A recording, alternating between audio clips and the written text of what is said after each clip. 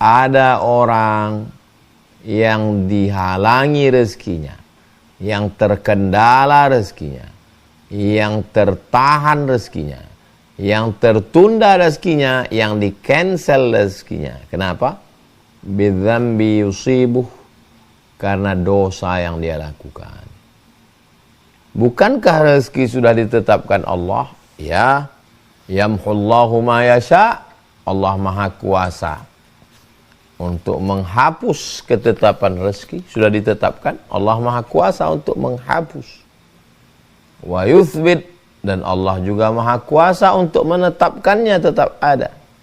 Wa indahu ummul kitab, karena induk kitab lauh mahfuz, buku catatan segala amal, umur, perbuatan, rezeki, langkah, ajal, maut, tertulis di lauhil mahfuz. Dan kemudian rezekinya itu ditahan, di-cancel, di-delete, dibuang, dipending. Kenapa? Bidzambi, karena perbuatan dosa. Assalamualaikum warahmatullahi wabarakatuh. Alhamdulillah, Allahumma salli ala sayyidina Muhammad ibn Abdullah wa ala alihi wa sahbihi wa man tabi'ahu wa mawalah. Allahumma allimna ma yanfa'una wa anfa'na bima 'allamtana innaka antal alimul hakim. Rabbi shrah li sadri wa yassir li amri wa hlul 'uqdatam min lisani yafqahu qawli. Semoga kita selalu istiqamah iman dan Islam, sehat walafiat zahir dan batin. Amin amin amin ya rabbal alamin. Tema kita malam ini kerja keras mati-matian, tapi rezeki gitu-gitu aja. Pembahasan yang pertama, mungkin kita salah faham tentang rezeki. Pembahasan yang pertama, mungkin kita salah faham tentang rezeki. Menurut kita rezeki itu adalah uang. Menurut kita rezeki itu adalah emas. Menurut kita rezeki itu adalah harta. Sehingga kalau tidak dapat uang, tidak dapat emas, tidak dapat harta, kita menganggap tidak dapat rezeki. Kita luruskan dulu pemahaman kita tentang rezeki. Semua pemberian Allah yang membuat kita menjadi taat itu adalah rezeki. Semua pemberian Allah yang membuat kita menjadi taat itu adalah rezeki. Rezeki dibagi dua. Ada rezeki yang zahir, ada rezeki yang batin. Rezeki yang terlihat, rezeki yang tidak terlihat. Rezeki yang zahir, makulat yang dimakan, nasi, beras, tiwul, getuk. Masyrubat yang diminum, air, sirup, teh, kopi, susu, madu. Malbusat yang dipakai, kain, sarung, baju, koko, mukena, peci, topi, jilbab, rumah, motor, mobil, sepeda. Markubat yang ditunggangi, dinaiki, dikendarai, unta, kereta api, pesawat. Ini jenis rezeki yang zahir, yang kelihatan. Ada rezeki yang tidak kelihatan. Ketenangan, kebahagiaan, hidayah, istiqomah, sabar, ridho, tawakal, ingat Allah. Jadi ketika orang sudah berusaha, lalu kemudian dia merasa tidak dapat tiga. Enggak dapat emas, enggak dapat uang, enggak dapat harta. Saya enggak dapat rezeki. Padahal dia udah dapat rezeki dalam bentuk sehat. Padahal dia sudah dapat rezeki dalam bentuk istri solihah. Padahal dia dapat rezeki dalam bentuk anak. Padahal dia sudah dapat rezeki dalam bentuk pekerjaan. Padahal dia sudah dapat rezeki dalam bentuk sholat. Sholat, orang bisa sholat menempelkan keningnya ke lantai, itu rezeki. Berapa banyak orang yang sehat tapi nggak dapat rezeki untuk melaksanakan sholat, malas saja. Jadi yang pertama, kerja keras sudah mati-matian tapi rezeki kok gitu-gitu aja. Ternyata salah faham tentang rezeki, nggak ngerti tentang rezeki. Maka udah kita jelaskan yang pertama, bahwa rezeki semua pemberian Allah yang membawa kita menjadi taat dalam dua bentuk, yang kelihatan, yang kedua yang tidak kelihatan. Ini pembahasan yang pertama. Oke, kita lanjutkan pembahasan yang kedua. Hadisnya ada dalam kitab Musnad Ahmad bin Hanbal, disusun oleh Imam Ahmad bin Hanbal, Imam Hanbali, meninggal 241 Hijrah, makamnya di Baghdad, Irak. Innar rajula, ada seseorang, la yuhramur rizqu, terhalang rezekinya, dia tidak dapat rezeki, bidzambi yusibuhu, karena melakukan perbuatan dosa. Ada orang yang dihalangi rezekinya, yang terkendala rezekinya, yang tertahan rezekinya, yang tertunda rezekinya, yang di-cancel rezekinya. Kenapa? Bidzambi yusibuh, karena dosa yang dia lakukan. Bukankah rezeki sudah ditetapkan Allah? Ya. Yamhullahu ma yasha. Allah Maha Kuasa untuk menghapus ketetapan rezeki. Sudah ditetapkan. Allah Maha Kuasa untuk menghapus. Wa yuthbit.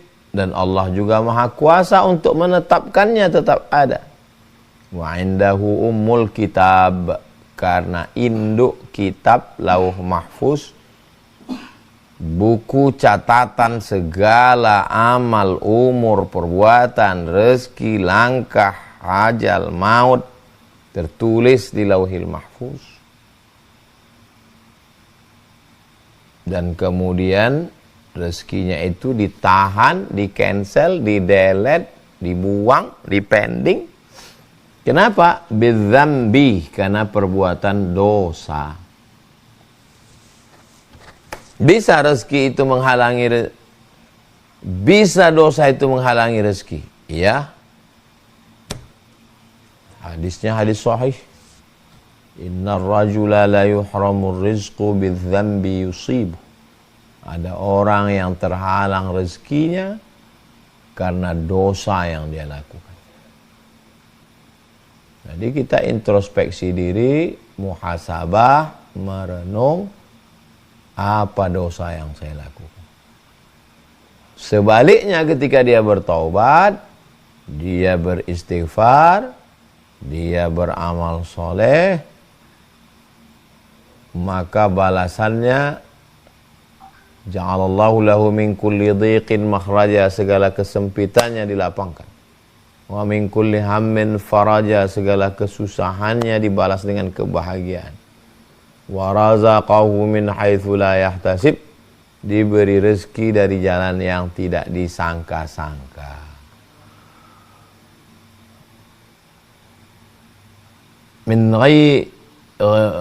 Min haitsu la yahtasib, unpredictable, tidak terprediksikan. Hebatnya Islam. Wajib bayar zakat, enggak mampu dapat zakat. Wajib puasa, enggak mampu bayar fidyah. Enggak mampu bayar fidyah, nerima fidyah. Buat dosa, rezeki tertahan, tercancel. Istighfar, taubat, razaqahu min haitsu la yahtasib, dikasih rezeki dari jalan yang tidak disangka-sangka. Betapa baiknya Allah. Ini rezeki untukmu. Kau buat dosa, yumsik, ditahan Allah. Kau tobat, min haitsu la yahtasib, kau dapat rezeki dari jalan yang tidak disangka-sangka. Tapi bahwa maksiat, dosa menghalangi rezeki, ya, dalilnya sahih. Berikutnya yang ketiga, surat Al-A'raf ayat 96. Surat Al-A'raf ayat 96. Walau anna ahlal qura amanu, seandainya penduduk suatu kampung, suatu kota, suatu kerajaan, suatu negara, suatu negeri, amanu, mereka beriman. Wattaqau, mereka takut kepada Allah. Allah cuma minta dua. Seandainya mereka beriman, percaya pada Allah, wattaqau, dan mereka takut kepada Allah, la fatahna alaihim, akan kami bukakan untuk mereka barakatin, barakah, barakah, barakah, rezeki, rezeki. Barakah dari air langit turun hujan, tumbuh kelapa, tumbuh pisang, tumbuh ubi, tumbuh sayur, tumbuh bunga. Barakatin, barakat, barakah, barakah minas sama, dari langit, wal ard, dari bumi. Walakin kadzabu, tapi ketika mereka mendustakan ayat-ayat kami, akhadnahum, kami ambil rezeki itu.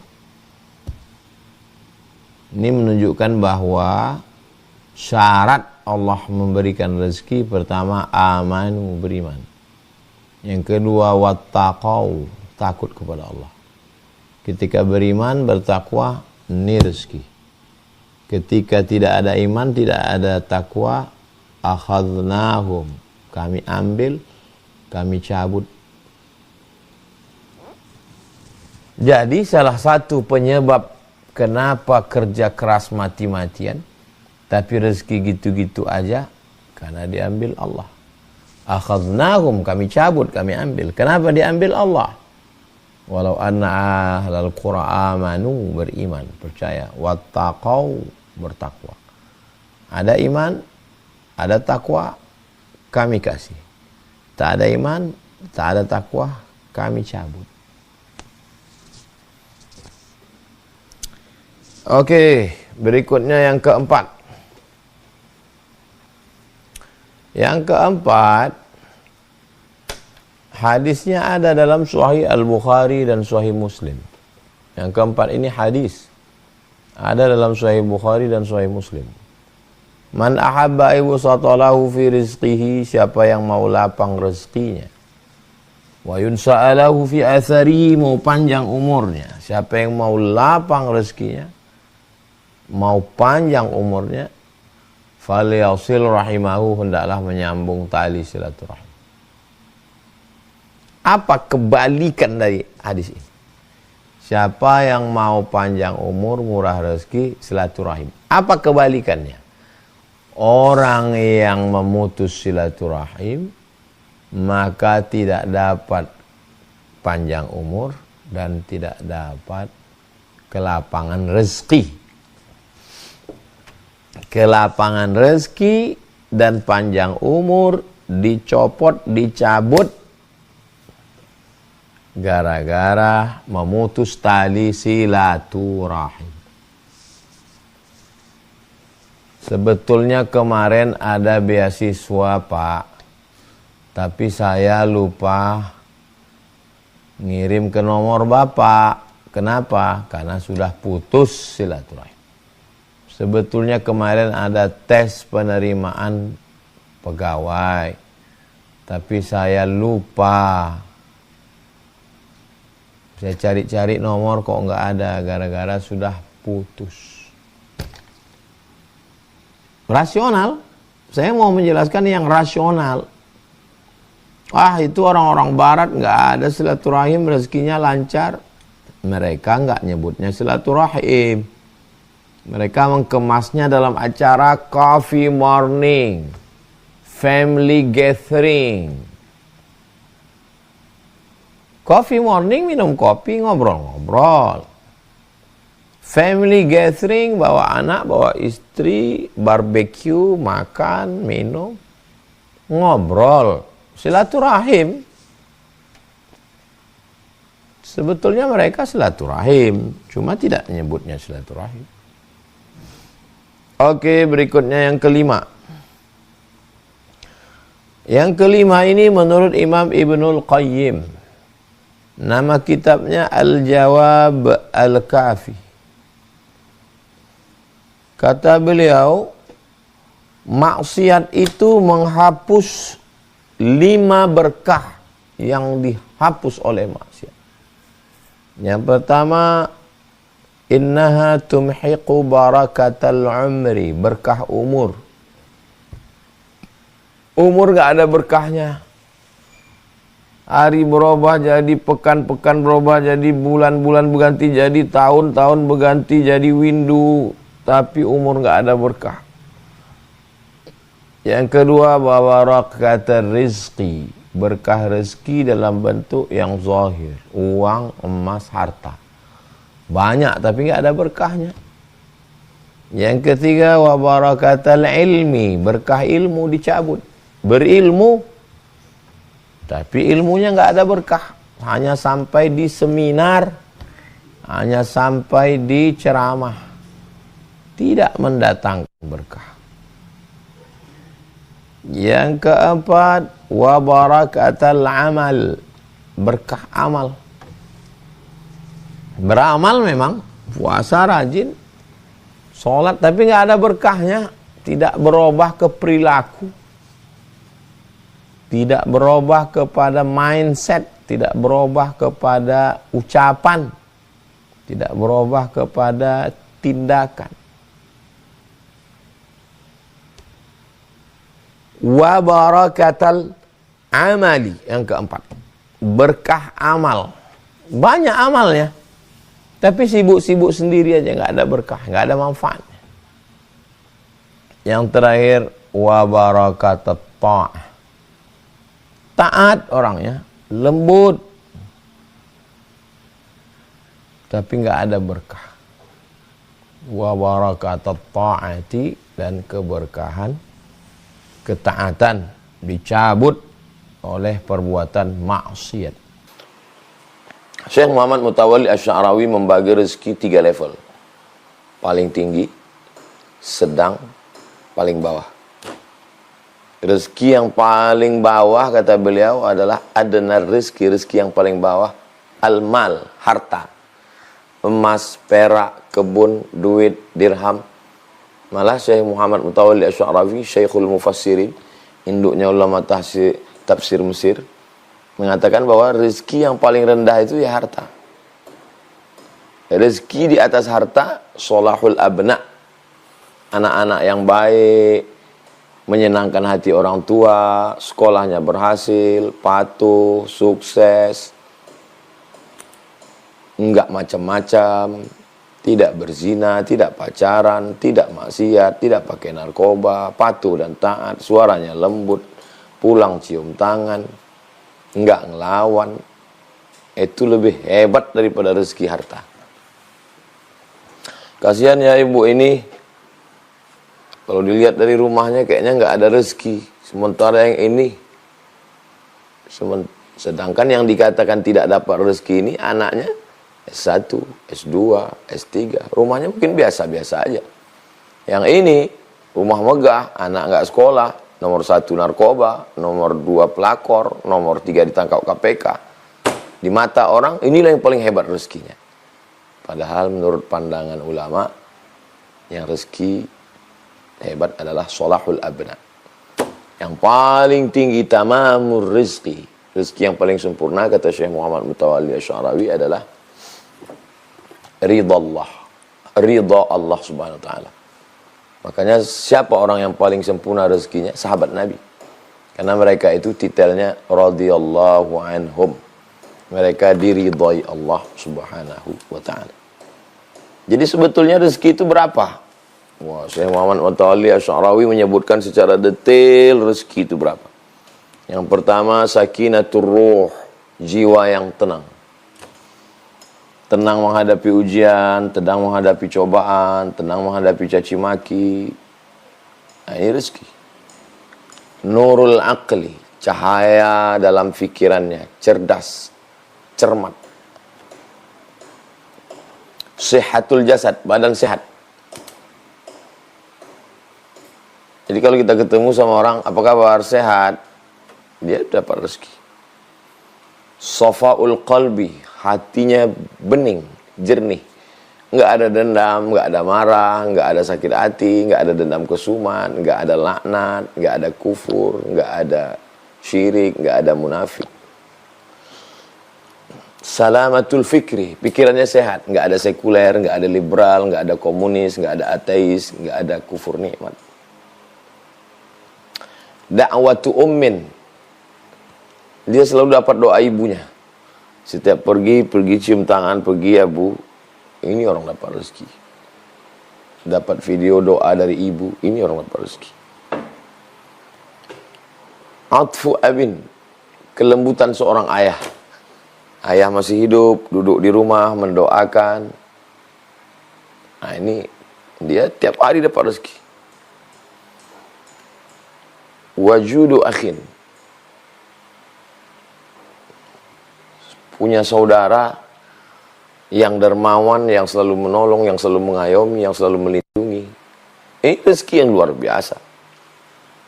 Ada orang punya perusahaan besar, duitnya banyak, mobilnya mewah, rumahnya megah, tapi punya saudara yang selalu merongrong, mengambil harta warisan, rebut-rebutan.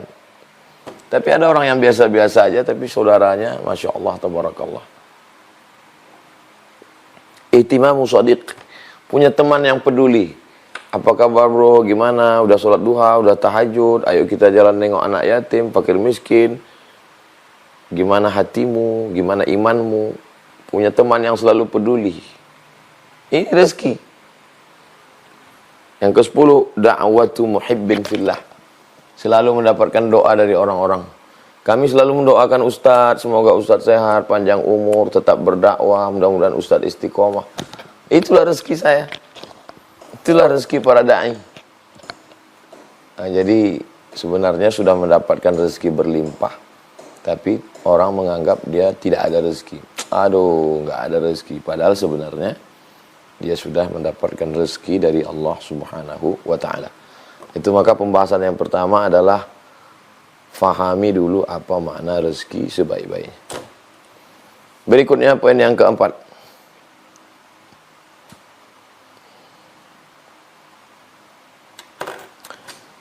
Istaghfiru rabbakum, surat Nuh ayat 10 sampai 12. Yursilis sama alaikum midrara, Allah akan kirimkan air lebat, hujan turun. Wa yumdidkum bi amwalin, dia berikan kamu harta. Wa banin, anak. Wa yaj'al lakum jannatin, diberikan taman-taman, kebun-kebun subur, hijau, panen. Wa anhara, wa yaj'al lakum anhara, air sungai yang mengalir. Diberikan Allah SWT balasan, turun hujan, harta berlimpah, anak subur, kemudian diberikan kebun, diberikan sungai-sungai yang mengalir. Siapa yang diberikan Allah ini? Qul tustaghfiru rabbakum, beristighfarlah kamu, minta ampunlah kepada Allah Subhanahu wa ta'ala. Jadi rahasia rezeki berlimpah itu amalannya adalah istighfar. Astaghfirullah, sependek-pendek astagfirullah, astagfirullah, astagfirullah, astagfirullah. Nabi dalam hadis sahih, astaghfirullah, astaghfirullah, astaghfirullah. Kalau kita tambah panjang, lengkap, full, baik. Astaghfirullahaladzim alladzi la ilaha illa huwal hayyul qayyum wa atubu ilaih. Sayyidul istighfar, Allahumma anta rabbi la ilaha illa anta khalaqtani wa ana 'abduka wa ana 'ala ahdika wa wa'dika mastata'tu. A'udzubika min syarri ma sana'tu, abu'u laka bi ni'matika 'alayya wa abu'u bi dhanbi faghfir li fa innahu la yaghfiru dzunuba illa anta. Tapi dia bukan mantra bim salabim abrakadabra yang diucapkan di mulut, di ujung lidah, di tepi bibir, lipstick, bukan. Dia mesti dari lubuk hati yang paling dalam, Makanya yang pertama kali adalah an-nadamu fil qalbi, menyesal dalam hati. Setelah menyesal itu diiringi oleh al-iqraru bil lisani, diungkapkan dengan lidah, astaghfirullah. Wal amalu bil arkani. An-nadamu fil qalbi wal iqraru bil lisani. Al-itmaru alla ya'uda ilaihi abadan, tekad yang kuat untuk tidak mengulangi lagi. Jadi menyesal dulu dalam hati. Setelah ada penyesalan yang mendalam, dilafazkan dengan mulut. Setelah dilafazkan di mulut, tekad yang kuat untuk tidak kembali kepada perbuatan itu. Maka itu kalau dilakukan. Jadi kalau ada orang bertanya, apa tanda istighfar kita diterima Allah? Apa tanda istighfar kita diterima Allah? Memang dia seperti WhatsApp, ada conteng 1, 2. Memangnya dia seperti SMS yang ada reportnya. Yursil sama alaikum midrara, turun hujan lebat. Wa yumdidkum bi amwalin, kamu dapat harta berlimpah. Wa banin, anak. Wa yaj'al lakum jannatin, diberikannya kamu kebun-kebun. Wa yaj'al lakum anhara, air sungai yang mengalir, tidak kurang satu apapun. Dan ini ditegaskan juga dalam hadis Nabi SAW, man lazimal istighfar, siapa yang memperbanyak istighfar, ja'alallahu lahu min kulli dhiqin makhraja, dari segala kesempitannya diberikan Allah makhraja, solusi jalan keluar. Wa min kulli hammin faraja, dari segala kesusahan hatinya faraj, ada kelapangan. Wa razaqahu min haitsu la yahtasib, diberi rezeki dari jalan yang tidak disangka-sangka. Diberi rezeki dari jalan yang tidak disangka-sangka. Nah, jadi jalan yang pertama adalah istighfar. Banyak. Saya pernah ketemu dengan kiai, dari awal ngobrol sampai akhir sepertinya amalannya istighfar. Astagfirullah. Astagfirullahaladzim. Ngomongnya nggak terlalu banyak. Kita ngobrol habis itu astagfirullahaladzim. Saya heran kenapa kiai istighfar terus. Kira-kira kiai dosanya apa ya? Ternyata beliau mengamalkan zikir istighfar. Jadi kalau ada di antara kita yang zikirnya istighfar untuk mengundang turunnya rezeki dengan syarat dan ketentuan berlaku, amat sangat baik sekali. Astaghfirullah, astaghfirullah, astaghfirullah. Astaghfirullahaladzim alladzi la ilaha illa huwal hayyul qayyum wa atubu ilaih.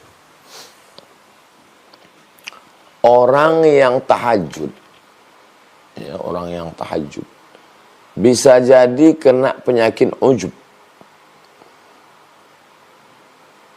Karena tahajud itu amal saya. Kalau ada orang yang khatam Quran berkali-kali, walaupun tidak diobrolkan ke orang, tapi mungkin dalam hatinya itu, ya saya ini kan banyak khatam Quran. Tapi kalau amalan istighfar itu lebih ke dalam. Saya ini banyak dosa. Jangankan mau dapat pahala, jangankan mau masuk surga, dosa saya aja. Jadi mungkin karena hati itu sudah hancur, remuk, redam, tidak ada harapan kecuali hanya Allah, jatuh sejatuh-jatuhnya, terkapar, terbanting, telentang, telungkup, tak berdaya. Disitulah kemudian Allah mengangkat derajat setinggi-tinggi. Nah, jadi amalan istighfar ini adalah amalan ke bawah. Kalau yang lain ini amalannya ke atas, menunjukkan ini amal saya, ini masjid yang saya bangun, ini ceramah saya. Tapi kalau istighfar itu lebih pada, ya Allah dosa saya, ya Allah, astagfirullahaladzim, alladzi la ilaha. Makanya segala amal semuanya diawali dengan istighfar. Selesai sholat pun istighfar. Assalamualaikum warahmatullahi wabarakatuh. Assalamualaikum warahmatullahi wabarakatuh. Astaghfirullahaladzim, astaghfirullahaladzim. Memangnya dosa apa di dalam sholat kok istighfar? Iya dosanya itu sholat tadi ingat kunci, waktu sholat bacaannya kurang khusyuk, waktu sholat hatinya kurang kuat mengingat Allah, maka dia astaghfirullahaladzim, astaghfirullahaladzim, astaghfirullah. Ini amalan. Berikutnya poin yang kelima. Surat At-Talaq ayat 2-3. Wa may yattaqillaha yaj'al lahu makhraja. Siapa yang takwa. Ini amalannya. Jadi yang pertama istighfar, yang kedua takwa. Setelah istighfar, naik ke takwa. Saya takut kena hujan, maka saya pakai payung. Itu namanya takwa. Ittaqa yattaqi ittiqa. Takut terjadi sesuatu, maka menyiapkan sesuatu. Saya takut kena hujan, maka saya siapkan takwa, kata yang satu. Yang satu lagi, saya takut kena hujan, saya siapkan mantel. Yang ini takwanya lebih besar. Karena kalau sekedar hanya payung, kakinya, badannya bisa basah. Tapi kalau udah mantel, lebih. Saya takut ditangkap polisi, maka saya siapkan helm, saya pakai sepatu, saya cek lampu sein kanan kiri, tutup pentil angin ban, saya lihat STNK BPKB bayar pajak. Saya takut sesuatu terjadi, maka saya siapkan sesuatu. Itu namanya takwa. Jadi jangan marilah takwa, takut yang gimana? Takut kena azab di akhirat, maka saya beramal di dunia. Takut nanti saya tidak masuk surga, maka saya beramal beribadah. Takut tidak dapat ridha Allah, maka saya, itu takwa. Dan takwa itu tidak mungkin muncul begitu saja tanpa didahului iman. Maka selalu dikaitkan dengan iman. Ya ayyuhalladzina amanu ittaqullah. Hai orang yang beriman, hai orang yang percaya, takutlah kamu kepada Allah. Karena tidak mungkin takwa kalau tidak percaya. Bapak jangan banyak makan daging, jangan makan daging kambing, jangan minum susu, jangan minyak-minyak, jangan kolesterol. Setelah pulang si bapak makan gulai kambing, tongseng kambing, minum susu, minyak-minyak, goreng-goreng. Istrinya nanya, tadi kan dokter di rumah sakit sudah ngasih tahu papa, jangan goreng-goreng. Sebenarnya perbuatannya itu sudah menunjukkan dia nggak percaya. Kalau dia percaya sama omongan dokter tadi, pasti dia akan lakukan saran-saran dokter itu. Itu menunjukkan dia tidak percaya.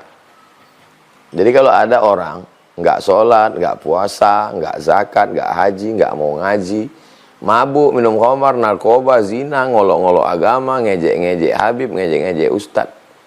Terus pas ditanya, kamu percaya sama Tuhan? Saya percaya sama Tuhan. Munafik, bohong. Karena kalau dia percaya, pasti dia akan ikuti saran Nabi. Kalau percaya sama dokter, pasti ikuti saran dokter.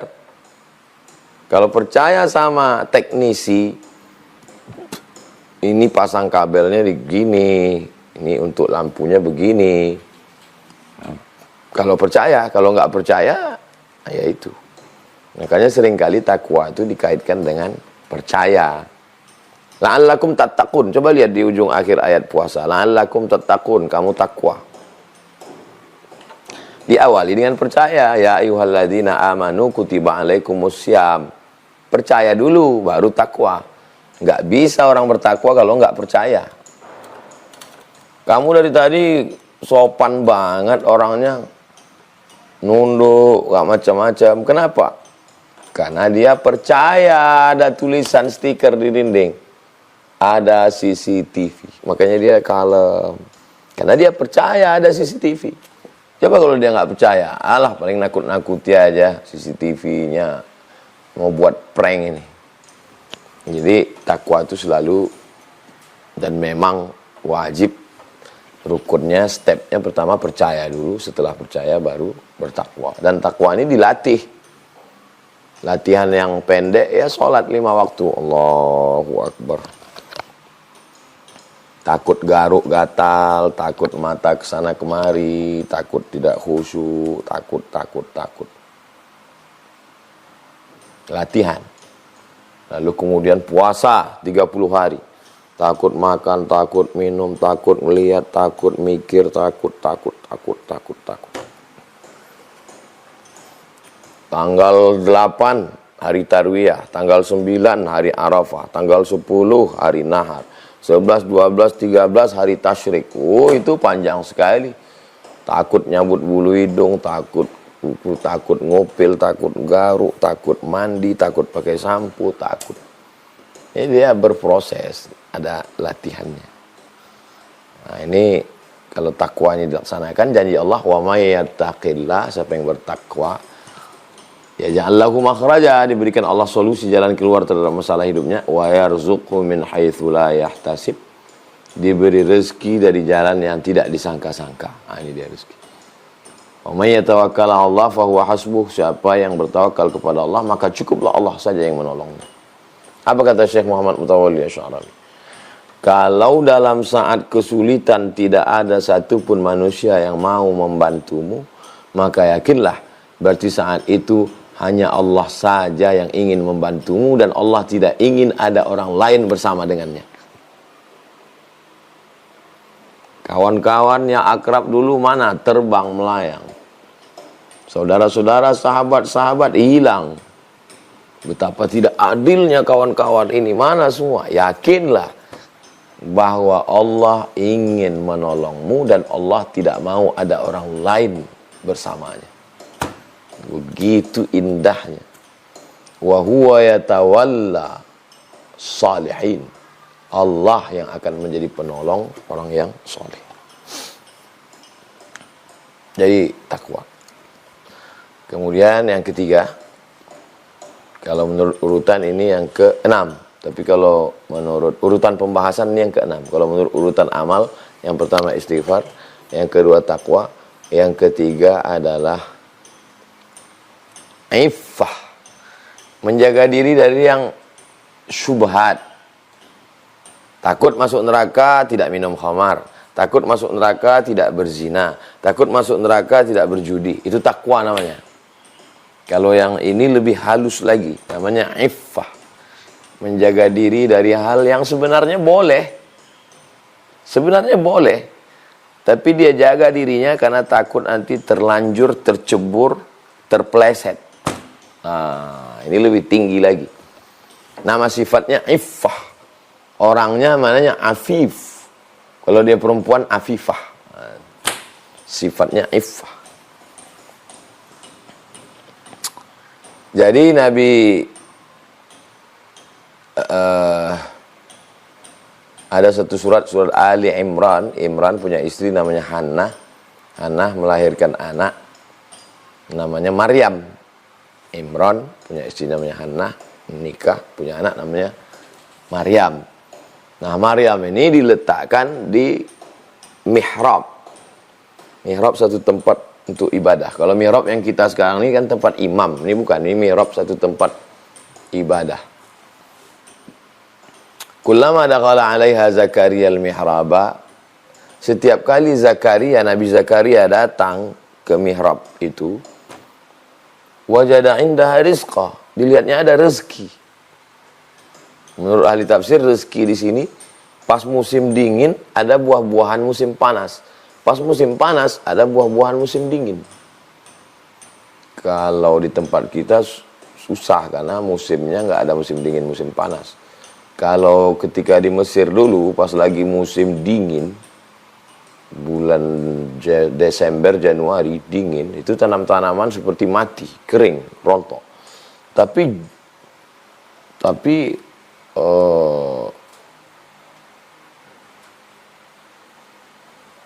musim dingin itu malah jeruk banyak. Lalu kemudian ketika musim panas, semangka banyak. Musim panas bulan Juli, bulan Agustus, kurma banyak. Musim dingin, jeruk banyak. Ternyata jeruk itu kalau dimakan menghangatkan perut, bagus, bertukal. Begitulah adilnya Allah, di saat musim dingin dibuatnya tanaman yang tumbuh hangat, panas ke perut, bagus. Kita kalau musim dingin kan bibir pecah-pecah, malas minum. Tapi kalau banyak makan jeruk sehat. Jadi ketika Zakaria ngelihat banyak sekali makanan, ya Maryamu anna laki hadza. Wahai Maryam, ini kamu dapat makanan sebanyak ini dari mana? Qalat, Maryam menjawab, huwa min indillah, itu dari Allah. Innallaha yarzuqu man yasha'u bighairi hisab. Allah memberikan rezeki kepada siapa yang Dia kehendaki bighairi hisab. Jadi dia duduk aja berzikir, beribadah kepada Allah, tidak keluar. Jadi berdatangan rezeki-rezeki itu berdatang. Tapi bukan berarti kita menafikan ikhtiar. Nah, ini beda kita dengan kaum fatalistik. Jabriyah. Jabriyah ini fatal. Ya, apatis. Kalau dalam Islam, Ahlus Sunnah wal Jamaah itu ada ikhtiar, al-kasbu namanya. Ada kudrat, di dalam diri saya ini ada kudrat, ada kemampuan. Kemampuan, ada tenaga, ada daya untuk meraih. Rezeki itu sudah ada, tapi saya punya kemampuan daya untuk meraih rezeki itu. Untuk mengambilnya. Nah, jadi kalau ada orang yang tidak berusaha sama sekali, itu jabriyah, fatalistik. Firqah dhallah, sesat. Kalau ada yang mengatakan bahwa dialah segalanya, maka itu juga sesat, Mu'tazilah. Yang benar itu Ahlus Sunnah wal Jamaah, Imam Ibnu Hasan al-Asy'ari. Kita berusaha, berikhtiar. Setelah dapat kita katakan, hadza min amri rabbi, hadza min fadli rabbi. Ini karunia Allah, liyabluwani, untuk menguji saya, ashkur am akfur, apakah saya bersyukur atau kufur. Mudah-mudahan kita termasuk orang yang mendapatkan rezeki yang memang betul-betul rezeki, bukan disangka rezeki, ternyata istidraj, azab tertunda. Dan rezeki yang kita dapatkan dengan ikhtiar kita, buah dari usaha kita, tapi juga ditopang oleh istighfar, takwa, dan iffah, menjaga diri dari yang abu-abu, yang syubhat. Itu tema kita malam ini, kerja keras mati-matian, tapi rezeki gitu-gitu aja, salah satu penyebabnya. Sebagaimana biasa, kita lanjutkan dengan interaktif. Saya kembalikan ke Bang Alvin Firdaus. Terima kasih. Wassalamualaikum warahmatullahi wabarakatuh. Waalaikumsalam warahmatullahi wabarakatuh. Jazakumullah khairan katsiran atas ilmunya yang sudah disampaikan oleh guru kita malam hari ini. Insyaallah ini sebagai materi pembuka ya Bapak Ibu semuanya. Kita akan langsung saja Bapak Ibu, karena waktunya cukup mepet, hanya ada 30 menit ke depan. Kita langsung masuk ke sesi interaktif, sesi dialog untuk Bapak Ibu yang ingin bertanya. Nah, saya persilahkan untuk Bapak Ibu yang sudah bergabung di Zoom ini bisa menggunakan fitur raise hand, angkat tangan. Ya, kita akan pilih dari beberapa orang Bapak Ibu yang sudah angkat tangan. Saya persilahkan untuk yang pertama Ibu Winda Mustika Sari. Silakan Ibu dibuka mic-nya. Bismillah. Assalamualaikum warahmatullahi wabarakatuh. Waalaikumsalam warahmatullahi wabarakatuh.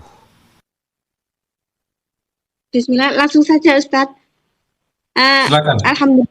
Alhamdulillah, kebetulan saya ini seorang ibu rumah tangga dan juga penjahit. Insya Allah untuk pekerjaan rumah juga kewajiban sebagai ibu rumah tangga, insya Allah tetap terjalankan. Yang ingin saya tanyakan, untuk mencari rezeki bagi ibu atau istri seperti saya ini, apakah punya tujuan untuk ingin menabung gitu nggih? Menabung untuk ikhtiar ke Baitullah dan memiliki target. Menurut Ustadz bagaimana? Sebaiknya ibu seperti saya ini eh, apa ya, menabung dengan santai atau memiliki target. Itu saja Ustadz. Mohon pencerahannya. Terima kasih. Wassalamualaikum warahmatullahi wabarakatuh. Waalaikumsalam warahmatullahi wabarakatuh. Sebetulnya dalam pertanyaan Ibu ada 3 pertanyaan.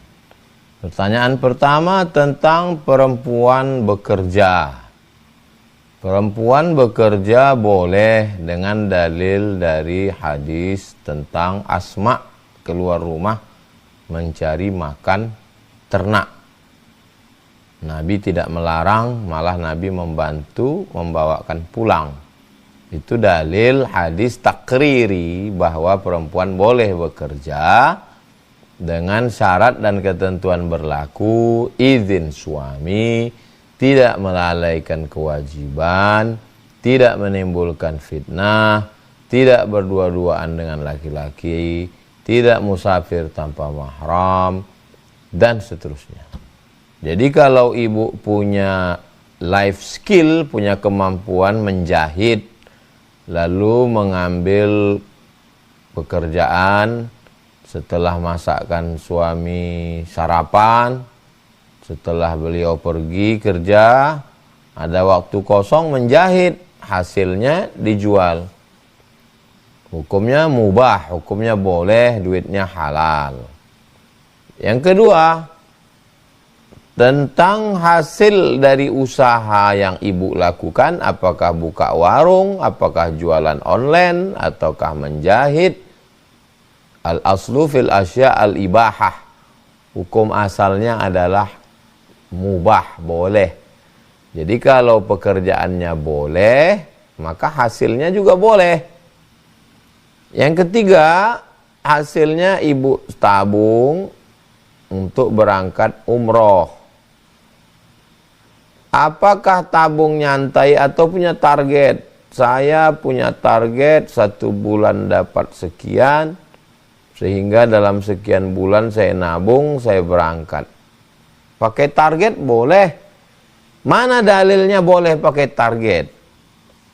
Kamu akan merebut Yaman, kamu akan merebut Syam, kamu akan merebut Rom, kamu akan merebut Konstantinopel. Itu target. Selama tidak dengan target itu malah menyulitkan hidup, mempersempit pikiran, stres kalau nggak tercapai, apalagi sampai masuk dalam perbuatan haram, tipu-tipu, itu baru nggak boleh. Tapi kalau dia hanya sekedar target sekian bulan, sekian tahun, maka hukumnya boleh. Karena Nabi sendiri pun menyebutkan beberapa hadis tentang target untuk membebaskan Konstantinopel, membebaskan Rom. Demikian Ibu, wallahu a'lam bishawab. Baik, terima kasih jazakumullah khair atas jawabannya Ustadz. Dan juga terima kasih Ibu Winda, semoga terjawab atas pertanyaannya. Kami langsung lanjutkan untuk penanya selanjutnya. Saya persilahkan berikutnya kepada Bapak Ali Syapri. Monggo Bapak dibuka mic-nya dan sampaikan pertanyaannya. Baik, terima kasih. Assalamualaikum warahmatullahi wabarakatuh. Waalaikumsalam. Yang pertama saya bersyukur kepada Allah Subhanahu wa taala. Walaupun lewat Zoom tapi saya bisa berinteraksi langsung kepada Ustadz Abdul Somad. Yang pertama barangkali Ustadz, saya seorang guru, melaksanakan tugas ini sudah 20 tahun lebih. Kemudian saya pernah ada di di titik yang mungkin menurut saya sudah sejahtera lah begitu Ustadz. Tetapi kemudian seiring berjalannya waktu, saya merasakan ada sesuatu yang hilang dari diri saya. Jujur, saya pernah melakukan satu dosa dan saya akui itu dalam sholat tobat. Dan saya lakukan setiap malam itu, Ustaz. Sholat tobat itu tidak pernah lepas. Yang pertama. Yang kedua, saya mendengar bahwa apa yang disampaikan oleh Ustaz tadi, bahwa rezeki itu tidak hanya berupa uang, harta, ataupun sebagainya. Bahwa rezeki itu kita sholat duha aja itu sudah termasuk rezeki. Nah, saya ingin bertanya kepada Ustadz. Saya ingin tetap istiqomah, Ustadz, di jalan yang saya pilih. Saya tidak ingin lagi seperti yang sudah saya lalui. Maka saya mohon kepada Ustadz tips apa yang harus saya lakukan untuk tetap berada di jalan itu, tetap istiqomah dalam ibadah itu. Apakah salah kalau misalnya setiap di sepertiga malam itu sebelum tahajud saya laksanakan sholat tobat dulu? Barangkali itu aja barangkali, Ustaz. Terima kasih. Assalamualaikum warahmatullahi wabarakatuh. Waalaikumsalam warahmatullahi wabarakatuh. Ma min muslimin yuznibu dzamban. Siapa saja yang khilaf salah buat dosa. Summa yatatahhar, kemudian dia bersuci. Mandi, wudu, tayammum. Summa yusalli raka'ataini, kemudian dia salat sunat 2 rakaat. Summa yastaghfirullah, kemudian dia istighfar minta ampun kepada Allah. Illa ghafarallahu lah, maka Allah mengampunkan dosanya.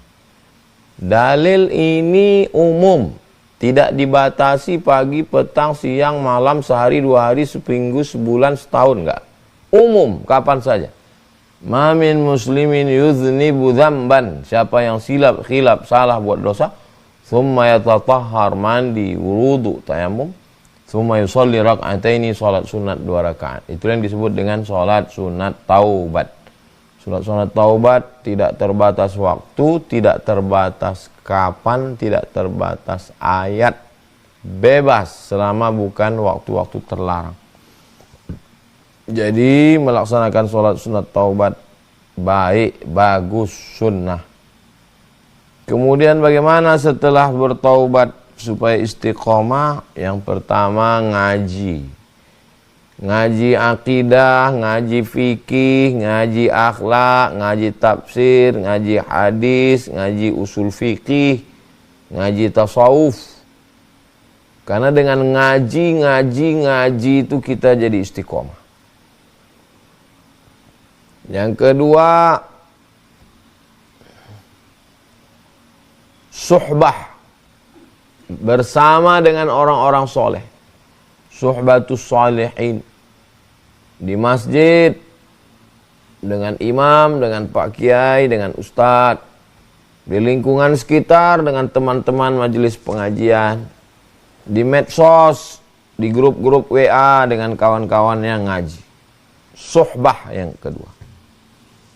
Yang ketiga, menjenguk orang sakit. Kalau ada orang sakit, dijenguk, itu bisa mendatangkan istiqomah. Yang keempat, memberi makan fakir miskin, anak yatim, du'afa. Itu bisa mendatangkan istiqomah. Yang terakhir, yang kelima, menjenguk orang mati, orang meninggal. Apalagi kalau sempat memandikan, mengkafankan, menyolatkan, menguburkan, itu membangkitkan semangat untuk istiqomah. Demikian, Pak. Wallahu a'lam. Baik, jazakumullah khairan atas jawabannya Ustadz. Terima kasih juga untuk Bapak Ali Sapri, semoga terjawab atas pertanyaannya.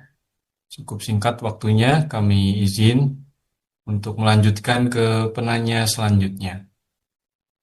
Silakan Bapak dibuka mic-nya. Assalamualaikum warahmatullahi wabarakatuh.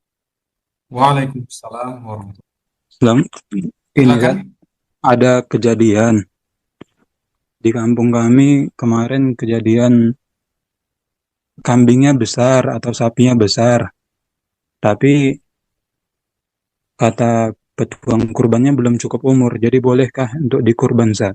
Dan kenapa mesti 2 tahun, Ustaz? Kalau sudah besar, katanya ada juga ulama yang berpendapat boleh asalkan besar. Cuman kami belum berani karena belum menemukan hadisnya, Ustaz. Begitu saja. Kalau dia kambing 2 tahun, 2 tahun genap, kemudian ada yang 1 tahun masuk 2. Penetapan umur-umur itu berdasarkan hadis Nabi dan pendapat ulama. Karena kalau hewan itu tidak cukup umur, dagingnya itu lebih banyak lemaknya. Bukan masalah besar badannya. Kambing kalau dia tidak cukup umur itu lebih banyak lemaknya. Sedangkan yang mau dimakan ini dagingnya. Nanti ditengok, disumpah orang, apa ini kurban ini. Tapi kalau ada orang berkurban, iya kurbannya tetap sah, tapi tidak afdal.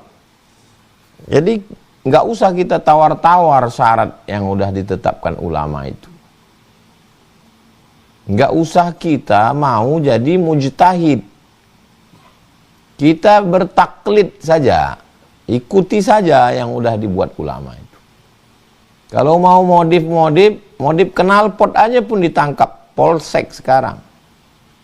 Apalagi memodif agama. Ikuti aja.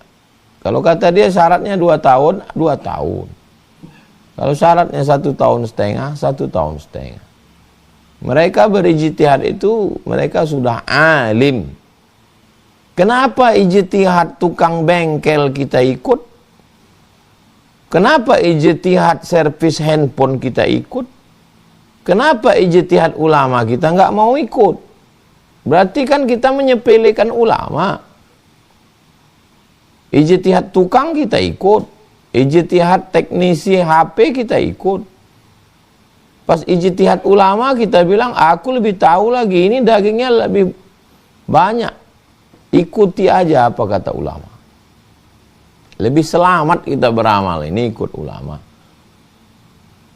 Makanya ngaji ke guru, baca kitab, ikuti apa kata ulama.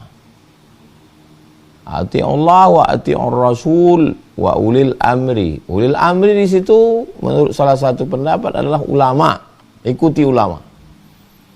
Al ulama warasatul anbiya. Ulama pewaris para nabi.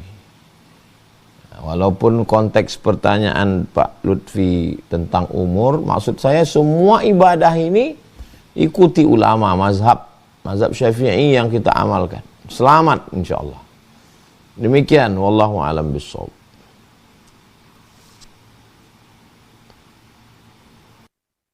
Baik, saya persilakan untuk penanya selanjutnya langsung saja kepada Ibu Istadir Nata.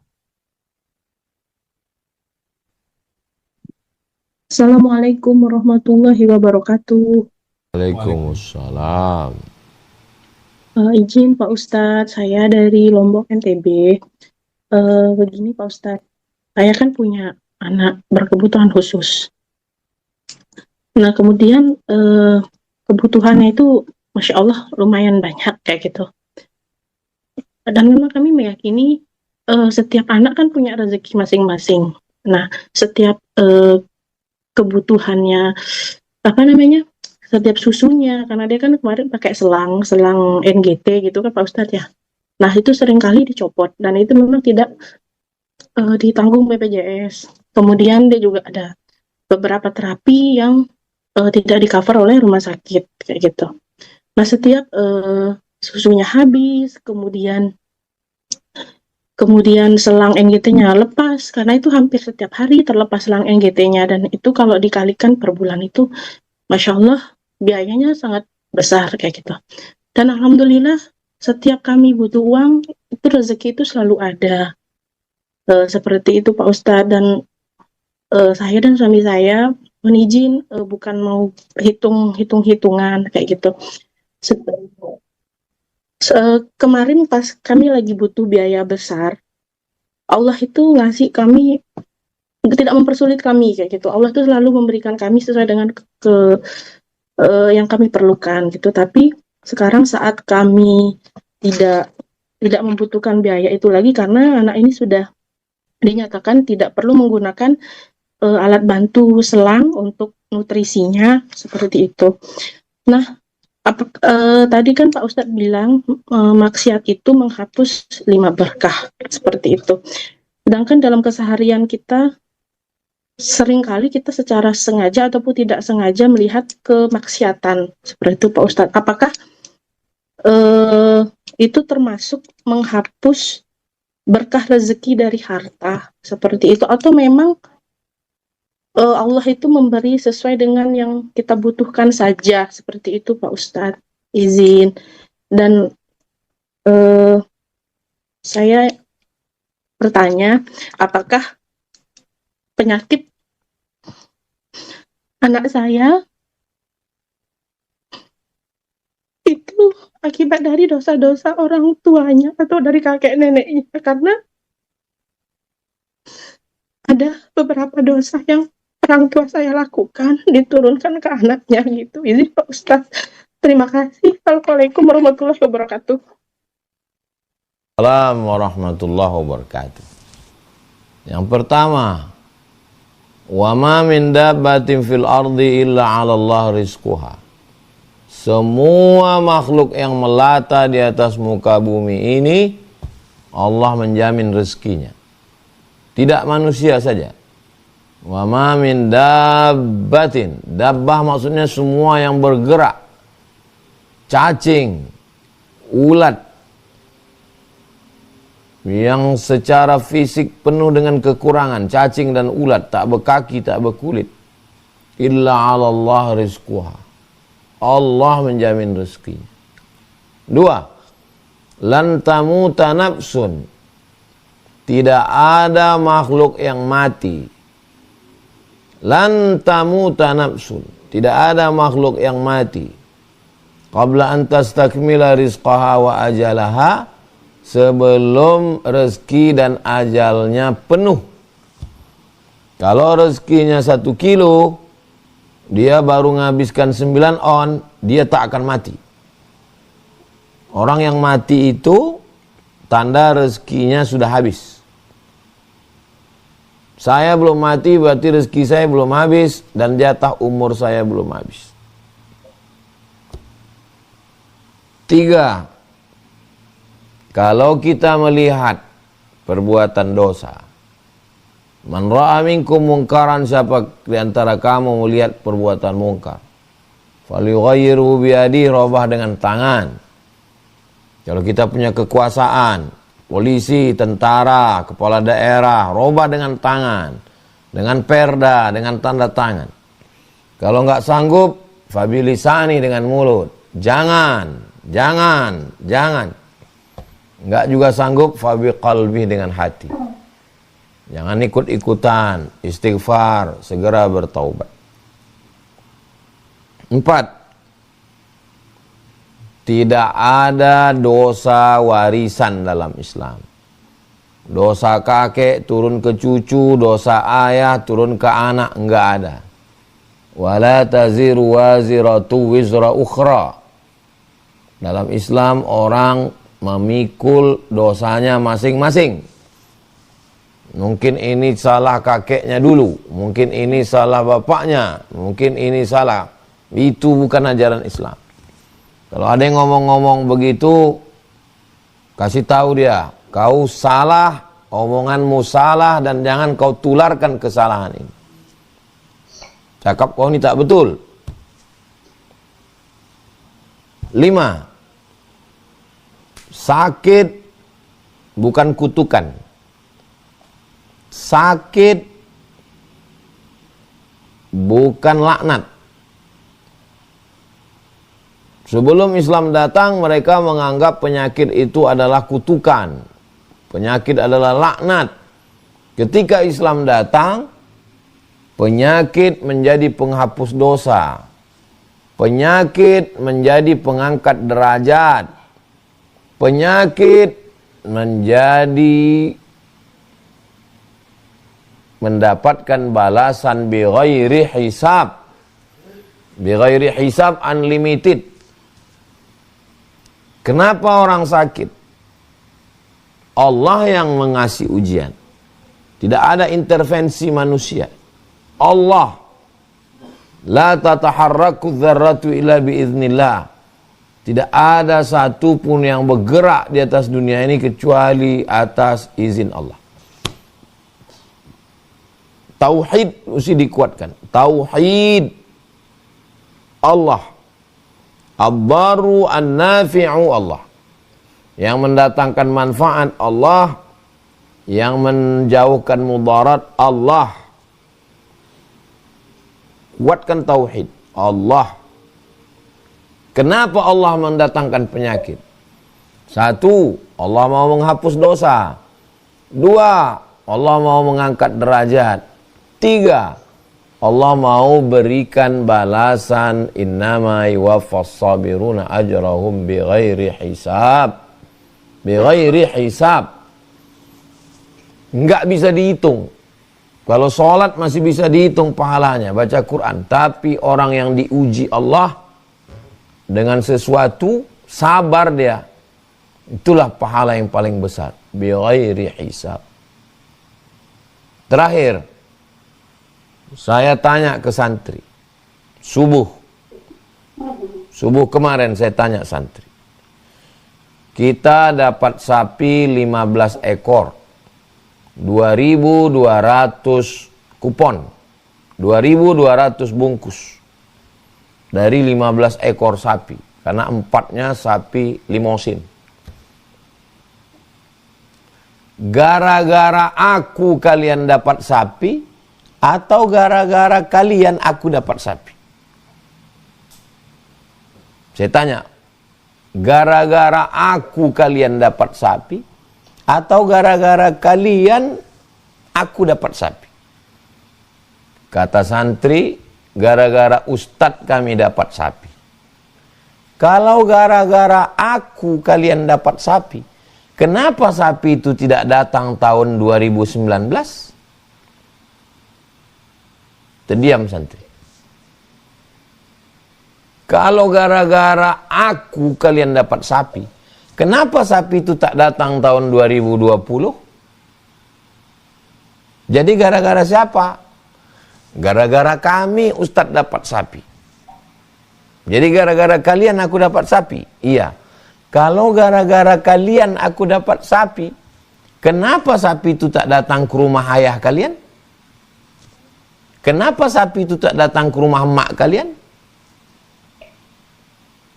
Jadi gara-gara siapa sapi itu datang? Gara-gara Allah, kehendak Allah. Sekarang menurut kehendak Allah. Kenapa Allah berkehendak sekarang? Kenapa Allah berkehendak sekarang? Karena kalian ngafal Quran. Karena saat bersama. Makanya ada istilah ini rezeki anak Pak Ustadz. Ini rezeki istri Pak Ustadz. Dulu waktu kau lajang kenapa dia tak ada? Kenapa setelah beranak berbini baru dia ada? Ibu malam ini bertanya sekaligus menguatkan jamaah. Mudah-mudahan Allah memberikan kekuatan pada ibu, pada bapak, pada keluarga, dan pada kita semua. Wallahu a'lam. Alamin.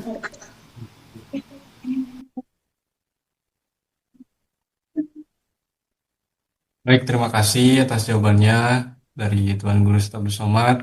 Mudah-mudahan ini juga menjadi penyejuk, penenang untuk jamaah-jamaah yang lain yang mungkin problemnya, permasalahannya cukup relate gitu ya. Insya Allah saling menguatkan dengan adanya hijrah bersama UAS ini. Baik, terakhir ya mungkin Bapak Ibu karena sudah jam 9, saya lanjutkan untuk Bapak Ibu yang bertanya di Zoom. Langsung saya persilahkan kepada, wah bingung nih saya milihnya. Wajahnya sudah sangat-sangat penasaran pengen bertanya. eh Siapa ya? Saya putar aja pakai tangan. Ibu Ucu Sri Rahayu. Baik Ustaz, Bismillahirrahmanirrahim. Assalamualaikum warahmatullahi wabarakatuh. Waalaikumsalam. Jazakumullah khairan katsiran. Saya ucapkan sudah buat hadir ya di forum kajian ini. Alhamdulillah. Ustaz, yang ingin saya tanyakan tadi poin yang ketiga ada ayat ya surat Al-A'raf ayat yang ke-96, walau anna ahlal qura amanu wattaqau la fatahna 'alaihim barakat. Selanjutnya adalah di poin yang kelima menurut Imam Ibnu Qayyim ya, maksiat itu menghapus 5 keberkahan. Nah, apakah ada kaitannya dengan ayat yang di atas? Yang kedua, maksiat apa yang dilakukan oleh seorang hamba yang bisa menghapus keberkahan tersebut? Apakah bentuk maksiat yang berat ataukah yang ringan pun bisa menghapus keberkahan? Itu pertanyaan dari saya, Ustadz. Jazakumullah. Assalamualaikum warahmatullahi wabarakatuh.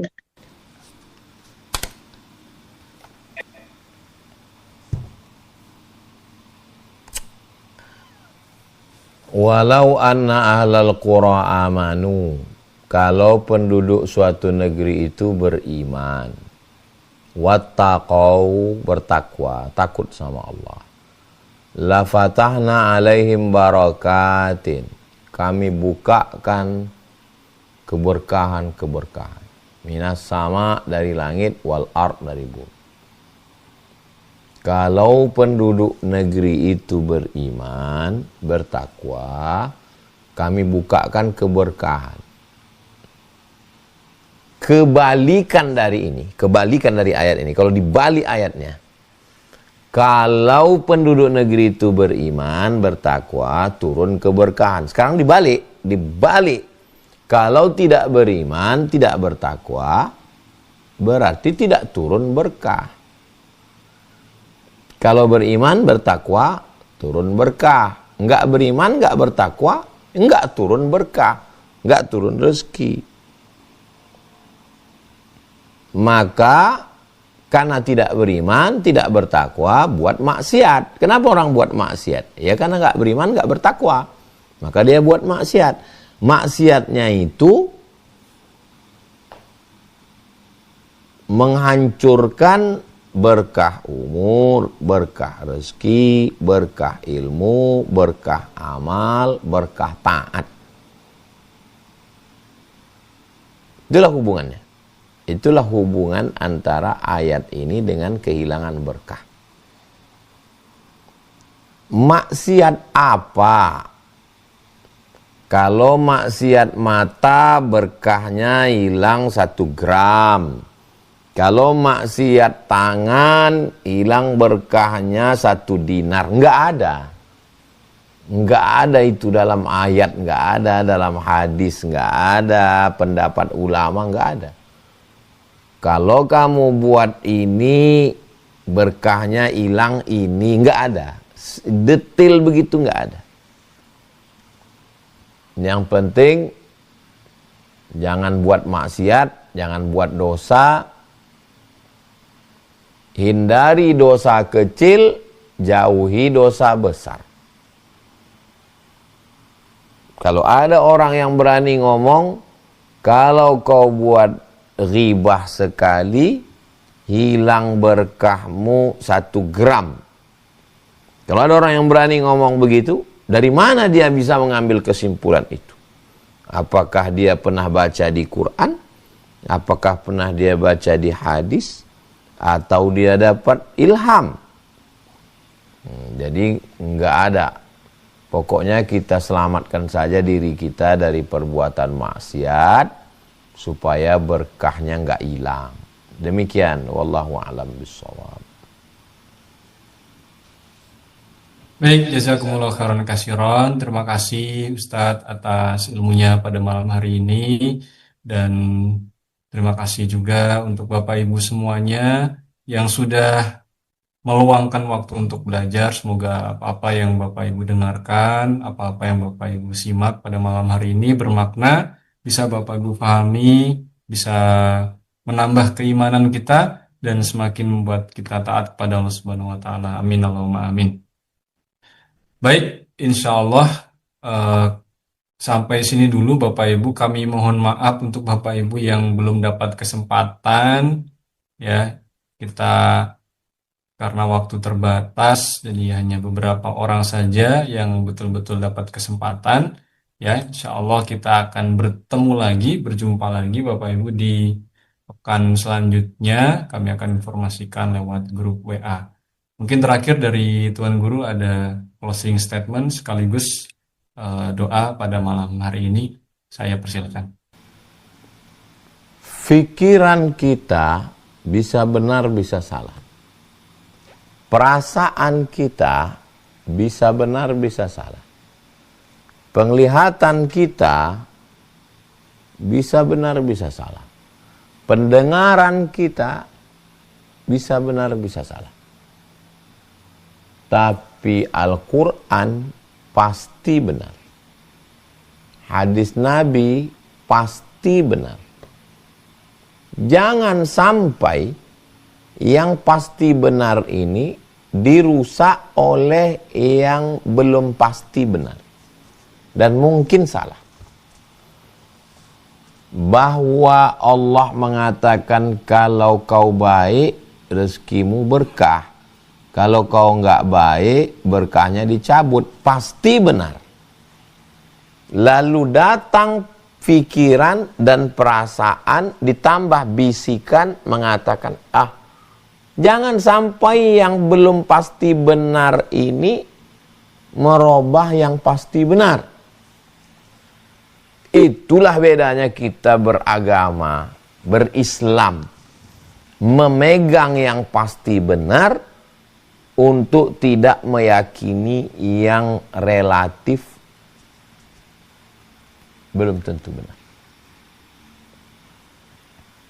Yakini yang kita kaji ini, bahwa rezeki dijamin Allah, bahwa Allah Ta'ala menurunkan sesuatu mengandung hikmah, bahwa maksiat mencabut keberkahan.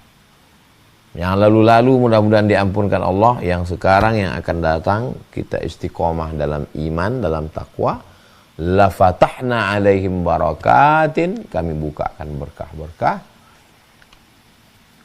Ala hazihi niyah, untuk niat yang baik, mudah-mudahan kita selalu dalam kebaikan, selalu dalam keberkahan. Al-Fatihah. A'udzubillahi minasyaitonirrajim. Bismillahirrahmanirrahim. Alhamdulillah rabbil alamin arrahmanir rahim maliki yaumiddin. Iyyaka na'budu wa iyyaka nasta'in shiratal mustaqim. Shiratal ladzina an'amta 'alaihim ghairil maghdubi 'alaihim waladdallin. Allahumma shalli 'ala sayyidina Muhammad wa 'ala ali sayyidina Muhammad. Allahumma barik lana fi arzaqina, berikan berkah pada rezeki kami. Wa barik lana fi ahlina wa auladina, berikan berkah pada keluarga anak-anak kami. Wa barik lana fi a'malina, berikan berkah pada amal kami. Wa barik lana fi ulumina, berikan berkah pada ilmu kami. Wa barik lana fi kulli ma ataitana, berikan berkah pada semua yang kau amanahkan pada kami. Rabbana taqabbal minna, terima segala amal kami. Wa tub alaina, terima taubat kami. Waftah lana abwabal barakah, bukakan untuk kami pintu-pintu keberkah. La tusallit alaina bidzunubina man la yakhafuka wa la yarhamuna. Jangan turunkan azab kepada kami karena kami lalai karena dosa-dosa kami. Rabbana ighfir lana dzunubana wa liwalidayna warhamhuma kama rabbayana shaghira. Sallallahu alaihi Muhammad wa ala alihi wasallam walhamdulillahirabbil alamin. Terima kasih segala perhatian, mohon maaf segala kesilapan dan kekhilafan. Assalamualaikum warahmatullahi wabarakatuh. Terima kasih telah mengunjungi channel Ayo Kita Ngaji. Semoga bermanfaat. Wassalamualaikum warahmatullahi wabarakatuh.